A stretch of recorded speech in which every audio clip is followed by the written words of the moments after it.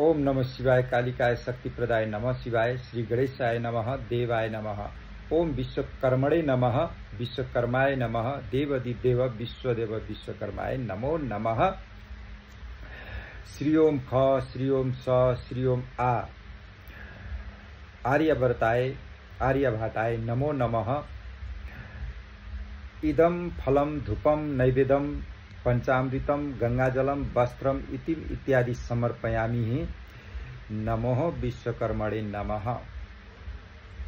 हे भगवान विश्वकर्मा, हामीले आर्जेको र ऋतु अनुसारका फल फलादि वस्त्र वस्त्रादि इत्यादि हामीले तपाईको चरण कमलमा समर्पण गरेर आज तपाईको आशीर्वाद मागेका छौं। भगवान कृपा होस् भनेर यसरी आज हामीले भगवान विश्वकर्माको पूजा अर्चना गर्यौं। परम्परागत चलन चल्ती अनुसार विक्रम सम्वत आश्विन 1 गते र सन् 17 सेप्टेम्बर का दिन यो पूजा गर्ने गराउने चलन चल्ती छ, अथवा विश्वकर्मा पूजा गर्ने गराउने चलन चल्ती चलिआएको छ। र को हुन् त विश्वकर्मा? परम परिचय।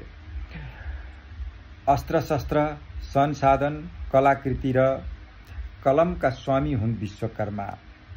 यस धरतीमा ब्रह्माजीले सृष्टि सृजन रोक्न खोज्दा, हे ब्रह्माजी सृष्टि सृजन नरोक्नुस्, यस धरतीमा यस ब्रह्माण्डमा यस पृथ्वीमा म छु, हजुरले सृष्टि सृजन नरोक्नुस्, ब्रह्माजी सृष्टि सृजन नरोक्नुस् भनेर ब्रह्माजीलाई मनोबल र आँट दिने गुण र साहसका स्वामी हुन् विश्वकर्मा।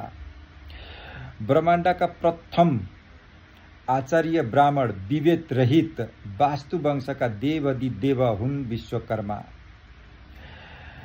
र संसाधनका मात्रै स्वामी होइनन् विश्वकर्मा, यसरी पनि चिनिन्छन् विश्वकर्मा। र असोज 1 गते मात्र होइन, माघको तिथिमा पनि विश्वकर्माको परम परिचय छ। म फेरि भनौला। र हामी संसाधनमा उड्दा होस् गुड्दा होस् भगवान विश्वकर्माको नाम लिएर हिँड्यौं भने जोखिम कम हुन्छ भन्ने जनविश्वास छ हामीमा।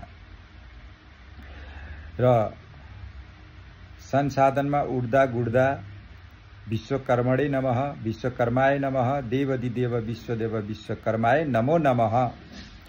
रक्षा तु रक्षा, रक्षा गर भगवान विश्वकर्मा भनेर, जय बाबा विश्वकर्मा भनेर संसाधनमा हामी हिँडौं डुलौं, जोखिम कम हुन्छ भन्ने जनविश्वास छ। जय बाबा विश्वकर्मा, जय बाबा विश्वकर्मा।